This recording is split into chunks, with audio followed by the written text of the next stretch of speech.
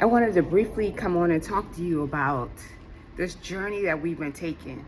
We first started out with doing, well, first let me say I hope all is well. So I apologize for not greeting you properly.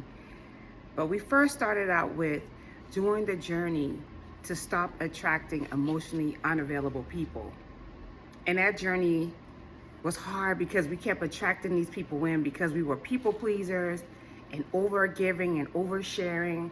And it might have been, heavy because we didn't realize we were doing that to actually pull these people into our lives. And we had to become accountable in our behavior to realize why we were calling in emotionally unavailable people. Then we went on another 60-day journey to create these boundaries after we realized what we had been doing, who we had been attracting into our life, how we have been people pleasers and overgiving and allowing our space to people that don't necessarily deserve it, people that have been draining us. So we had to create these healthy boundaries, and creating those healthy boundaries took a lot of effort. It took a lot of strength. It was hard because it was something we hadn't done before. And in doing so, it caused us to have pushback from people that we necessarily didn't think that we would get pushback from.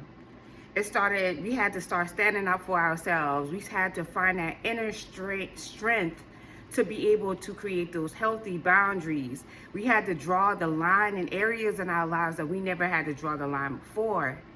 And when we had to do that, it caused people to make us doubt ourselves, right?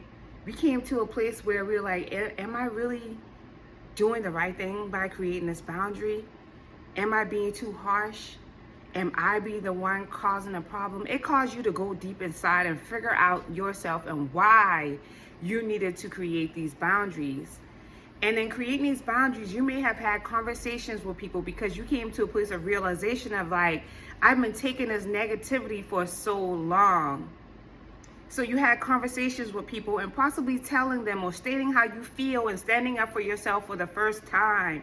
And people started to minimize how you feel. They started to minimize the way you're dealing with things, the feelings you've been going through, the problems you had. They probably told you that you were overthinking things and, doing too much. But deep down in your heart, you knew that you were doing the right thing. You knew that it was time for you to stand up for yourself, to find value in who you are so that you can become a better version of yourself. You knew all of this, but everyone around you was still doubting you, telling you that you were doing too much. So you had to draw the line and create these healthy boundaries so that you could go within yourself, find that space for you so that you can redefine what things look like for you, so that you can start to connect with yourself and start to love on you and pour into you, which took separation from other people. It took you backing away from other people to find who you really are, to understand your purpose, to fall in love with yourself. And in doing so, now you're at a place where you're like, you know what?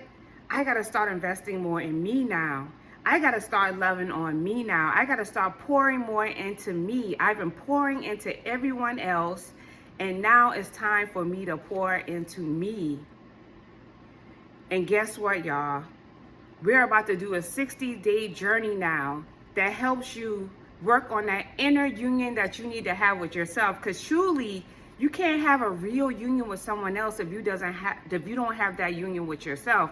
So it requires you coming together with you, being whole within yourself, finding your inner self and loving on you, the parts of you that you may have silenced, pushed down, didn't listen to, didn't trust. It's time for you to realize or connect with that part of yourself now. Find that inner union so that you can really start to truly magnetize people that care about you in your life, situations that are aligned with your purpose, things that pour into you and are equivalent to who you are. Because a broken person will attract more broken people. Someone who doesn't listen to their self will attract people that don't listen to them. Someone who refuses to speak their truth will attract people that never want to hear you. So see how it's all about being accountable and figuring out yourself, so that you can attract those things to yourself. So we are doing the work.